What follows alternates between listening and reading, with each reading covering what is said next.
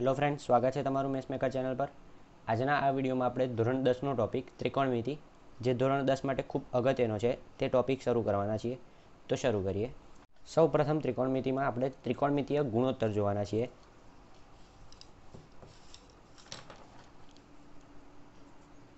ત્રિકોણમિતિય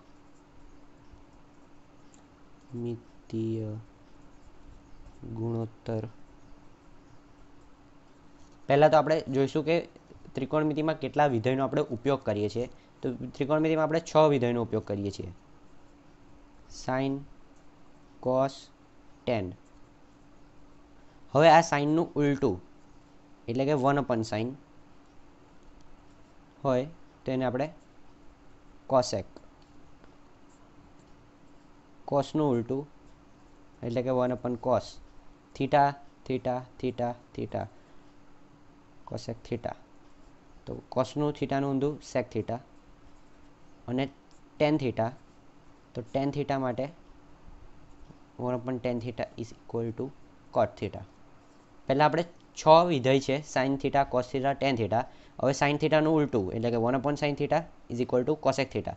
1/sin થીટાને આપણે sine inverse theta એમ પણ લખી શકાય, કાં તો એને કોસ ઇન્વર્સ થીટા અને ટેન ઇન્વર્સ થીટા લખી શકાય છે.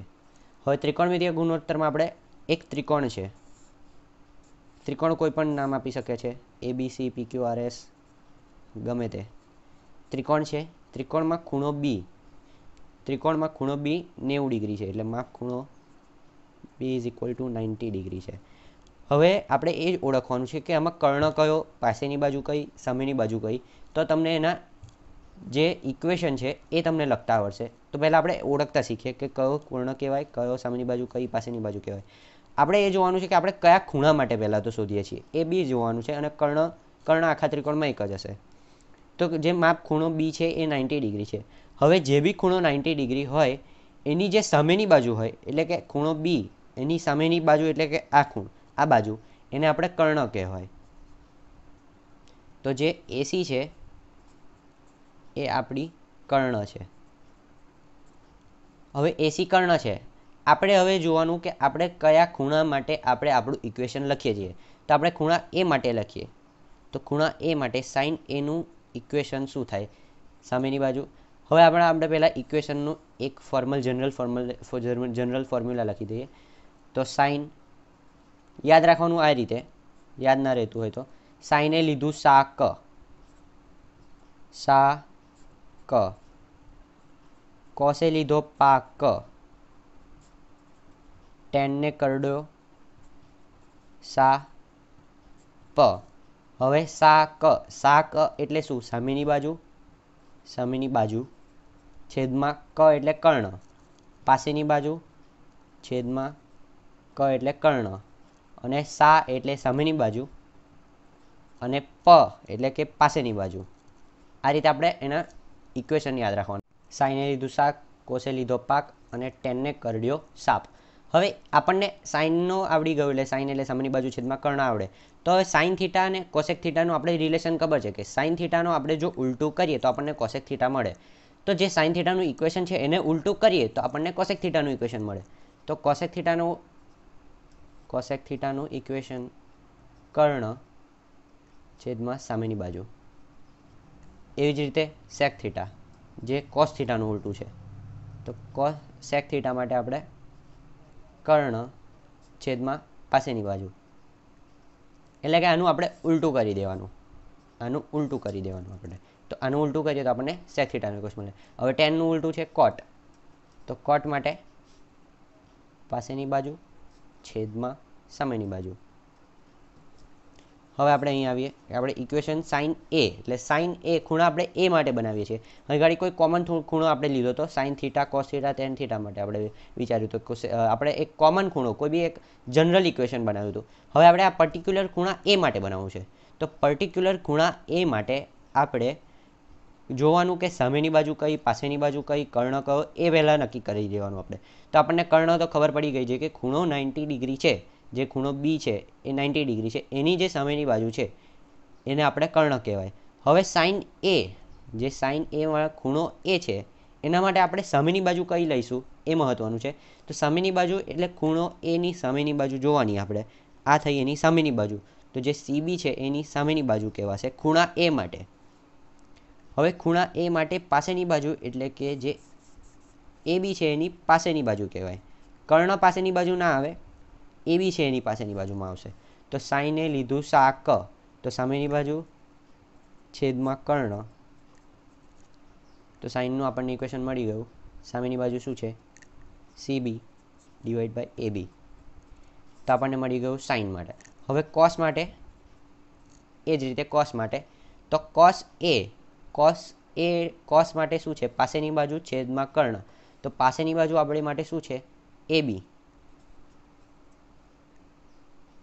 સોરી, અહીં ગાડી કર્ણ આપણને AC છે.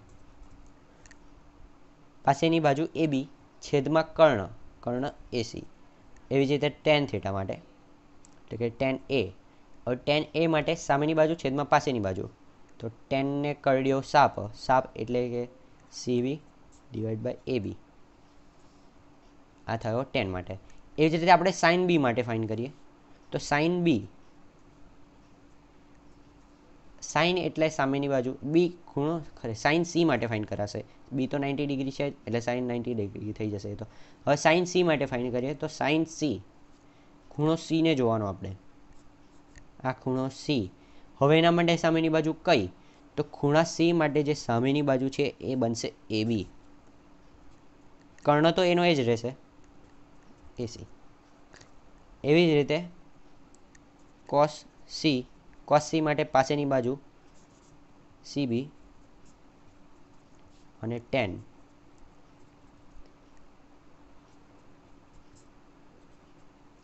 AB divide by CB. આમ થઈ ગયું આપણે ત્રિકોણમિતીય ગુણોત્તર માટેના આપણા ઇક્વેશન. હવે આટલું કર્યા પછી તમને સાઇન ખબર છે તો તમે કોસેક પણ ફાઇન્ડ કરી શકો. જો કોસ ખબર છે તો તમે સેક પણ ફાઇન્ડ કરી શકો. ટેન ખબર છે તો તમે કોટ ફાઇન્ડ કરી શકો. કેવી રીતે કહ્યું? ભાઈ સાઇન આપણને ખબર છે તો સાઇનનું ઉલટું કરીશું તો આપણને તમને મળી જશે કોસેક. કોસ ખબર છે તો કોસનું ઉલટું કરીશું આપણે તો મળી જશે સેક. ટેન ખબર છે તો એનું ઉલટું કરીશું તો આપણને મળી જશે કોટ. તો એવી રીતે સાઇન ખબર છે. સાઇન એ આપણને ખબર છે sine A equal to CB divide by AC. તો આપણને કોસેક ફાઇન્ડ કરવું છે. કોસેક A તો આનું આપણે ઉલટું કરી દેવાનું, AC ડિવાઈડ બાય CB. તો થઈ ગયું આ કોસેક. એવી જ રીતે તમે સેક કોટ બંને બીજા જાતે ફાઇન્ડ કરી શકો. નેક્સ્ટ ટોપિક છે ત્રિકોણમિતીય ગુણોત્તરની અવિચલતા. ત્રિકોણમિતીય ગુણોત્તરની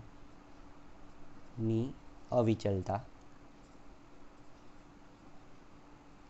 એમાં કેવું છે કે તમને એક ત્રિકોણ આપ્યું છે. ત્રિકોણ છે ABC. આપણે ત્રિકોણ ABC લીધો. એમાં વચ્ચે એક આપણે લંબ દોરીએ. ધારો કે લંબ દોરીએ આપણે PQ. હવે લંબ દોરીએ એટલે લંબ છે એટલે ખૂણા 90 ડિગ્રી પર જ હોય એ ખબર છે. આ ત્રિકોણ બી ખૂણો 90 ડિગ્રી પર છે એટલે કે ખૂણો C is equal two 90 and ખૂણો Q ઇઝ ઇક્વલ ટુ 90. આપણને આ મળી ગયું. હવે આપણને ફાઇન્ડ કરવું છે ખૂણો A. તો ખૂણો A એટલે સાઇન A ફાઇન્ડ કરવું છે આપણે. ધારો કે તો સાઇન A ફાઇન્ડ કરવા માટે આપણે જોઈશે પહેલાં તો સામેની બાજુ. હવે આમાં સામેની બાજુ કઈ ગણવી પહેલાં તો એ પ્રશ્ન થાય. તો સાઇન A માટે આપણે સામેની બાજુ PQ લઈ શકીએ. એટલે કે સાઇન A માટે સામેની બાજુ આ થશે આપણી પાસેની બાજુ. કાં તો આ ટોટલ છે એ પાસેની બાજુ થાય આટલી AQ કાં તો AC. હવે આપણે યાદ રાખવાનું, જો આપણે BC છે, આ જે BC છે એ સામેની બાજુ લઈએ તો આપણે જે C છે એ ખૂણા A થી તે Cનું આખું અંતર થાય એ આપણી પાસેની બાજુ બનશે. તો C થી B જો આપણે સામેની બાજુ લઈએ તો આ C થી A લગીનું આપણું જે અંતર છે એ આપણી પાસેની બાજુ બને. અને જો આપણે PQ લઈએ તો આપણી પાસેની બાજુ બનશે A થી Qનું અંતર. કારણ કે આપણે PQ લગીને જ આપણે લીધું છે. તો ગુણોત્તર કરીશું તો આપણને ગુણોત્તર કરતાં તો આપણને આન્સર તો બંને સરખા જ મળવાના છે. હવે જો આપણે કર્ણ માટે વિચારીએ તો કર્ણ ખૂણો Qની સામેની બાજુનો જે હશે બાજુ એ આપણો કર્ણ બનશે. તો તો ખૂણા ક્યુની સામેની બાજુ એપી જ ગણાય, આખી એ બી નથી. એ ખૂણા સી માટે આખી એ બી થશે, પણ આપણે ખૂણા ક્યુ માટે જો ગણીએ તો કર્ણ આટલો જ બનશે આપણો કર્ણ ખૂણા ક્યુ માટે. એટલે કે સાઇન એ સામેની બાજુ છેદમાં કર્ણ, સાઇન એ એટલે પી ક્યુ ડિવાઈડ બાય પી એ,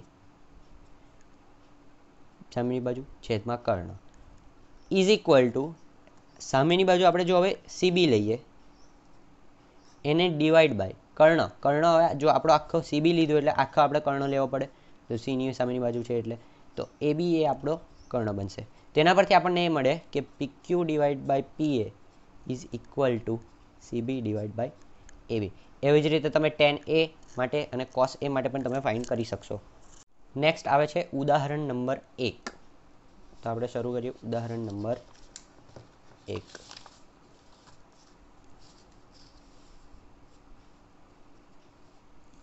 ઉદાહરણ નંબર 1.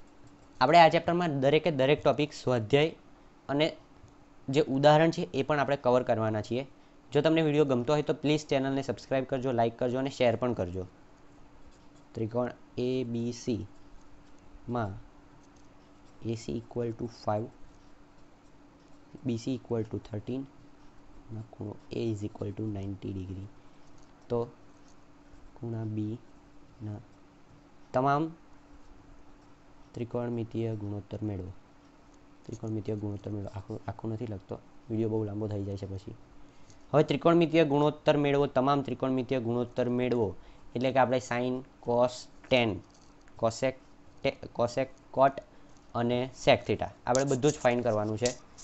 હવે આપણે રકમ આપી દીધું છે ત્રિકોણ એબીસીમાં, એટલે કે કોઈ ત્રિકોણ એબીસી છે એમાં એસીની લંબાઈ આપી છે, બીસીની લંબાઈ આપી છે અને માપ ખૂણો એ ઇક્વલ ટુ 90 ડિગ્રી આપી દીધું છે.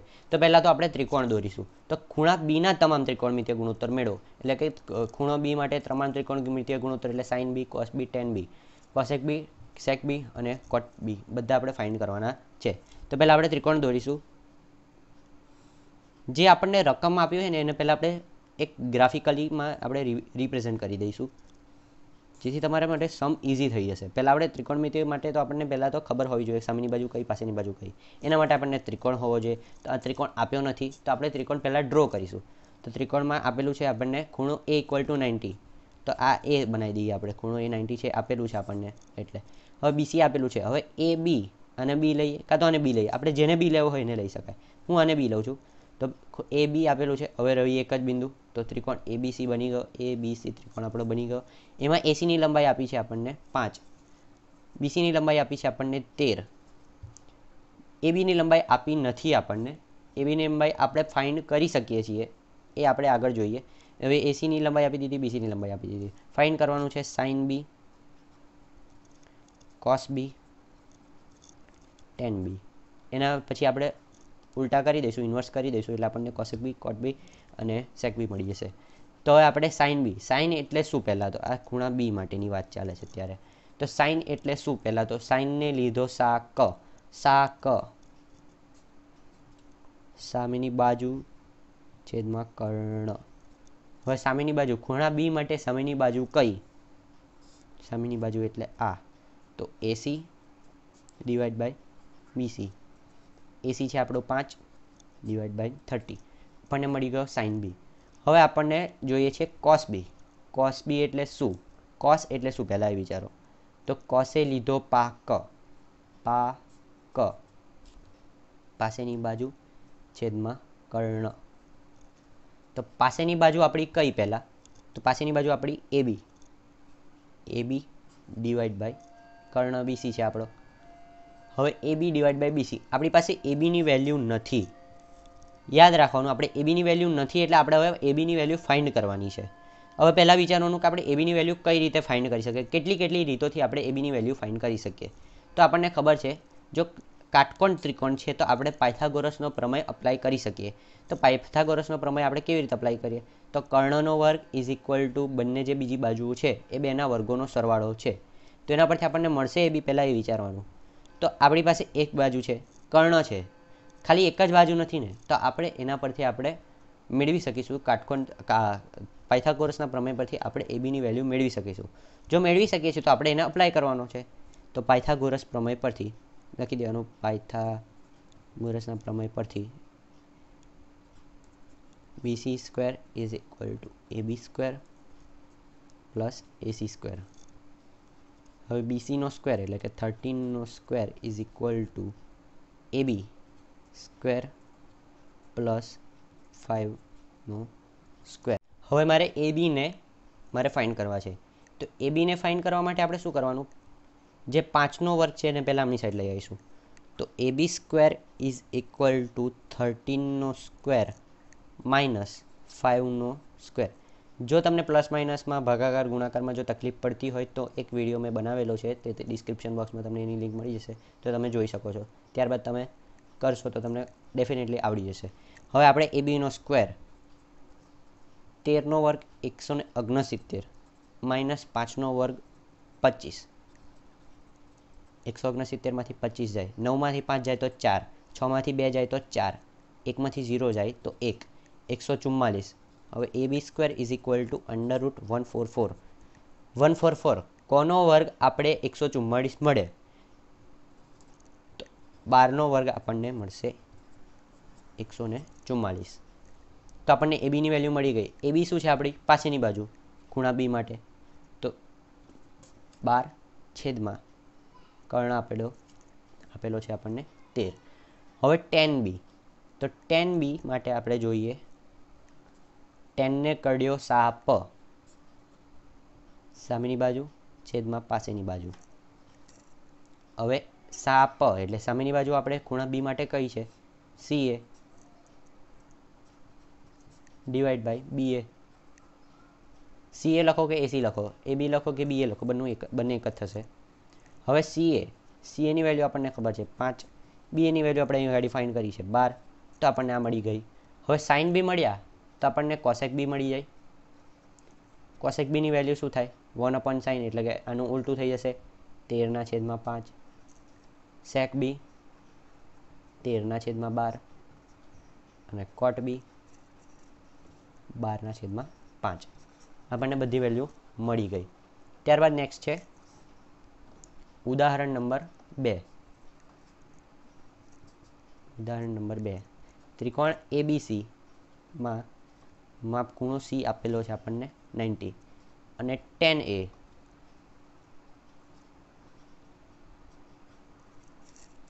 તો sin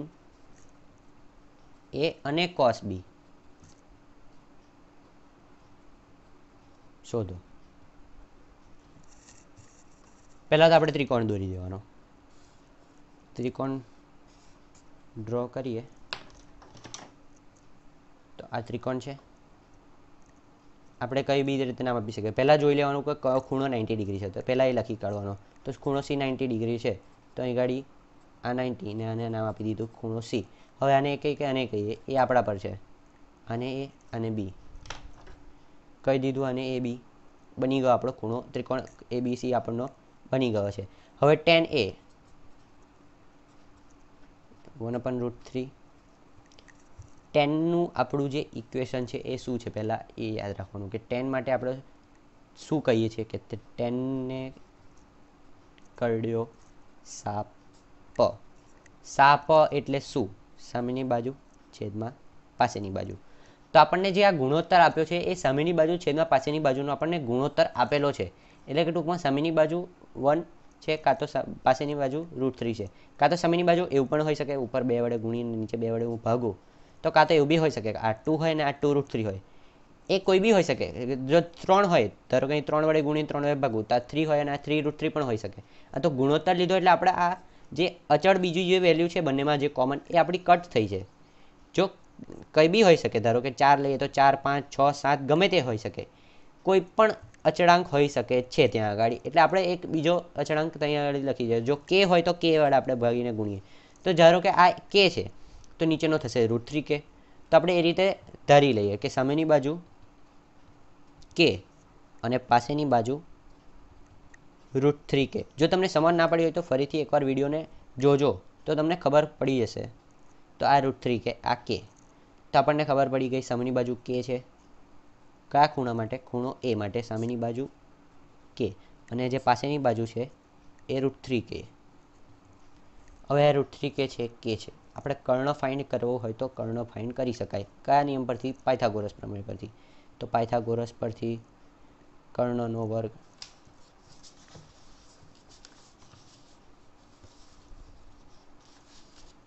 પાયથાગોરસ પરથી આપણને ખબર છે કે કર્ણનો વર્ગ, કર્ણ કયો હતો?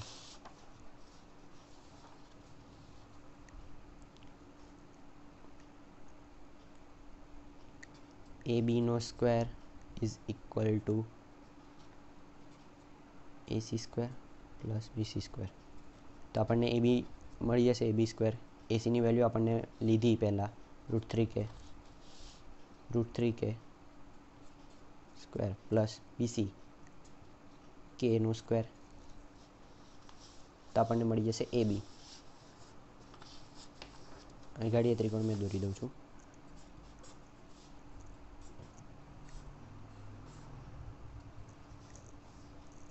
ખૂણો C 90 છે. AB કે √3k ફાઇન્ડ કરવાનું છે. આપણે જોઈએ તો AB આપણને મળી જશે. AB ઇઝ ઇક્વલ ટુ √3 નો સ્ક્વેર 3, k નો square k square plus k નો square k square. AB is equal to 3k નો વર્ગ વત્તા 1k નો વર્ગ, 3 ને 1 4 k સ્ક્વેર. AB સ્ક્વેર હતો. AB is equal to √4k square. AB is equal to 2k. ABની value આપણને મળી ગઈ 2k. હવે AB ફાઇન્ડ થઈ ગયા છે તો આપણે જે ફાઇન્ડ કરવાનું છે આપણને મળી જશે. સાઇન A ફાઇન્ડ કરવાનો છે. સાઇન A એ છે સાઇનને લીધું સાક, સામેની બાજુ છેદમાં કર્ણ, સાક સામેની બાજુ શું છે? k, કર્ણ છે 2k, કે કટ આપણને ગુણોત્તર મળી ગયો. આ જે કે કટ થયો એવી રીતે આપણે કેને આપણે ધાર્યો હતો એટલે આ વખતે પાછો કે કટ થયો. cos B માટે જોઈએ. cos એટલે cos પા ક પાસેની બાજુ છેદમાં કર્ણ. cos B પાસેની બાજુ k, કર્ણ 2k. તો આપણને આવ્યો 1/2. મિત્રો જો તમને આ વિડીયો ગમે તો પ્લીઝ લાઇક કરો, શેર કરો અને સબસ્ક્રાઈબ કરો. અને નેક્સ્ટ વિડીયો માટે પ્લીઝ ચેનલને સબસ્ક્રાઈબ કરી દો. Thanks for watching.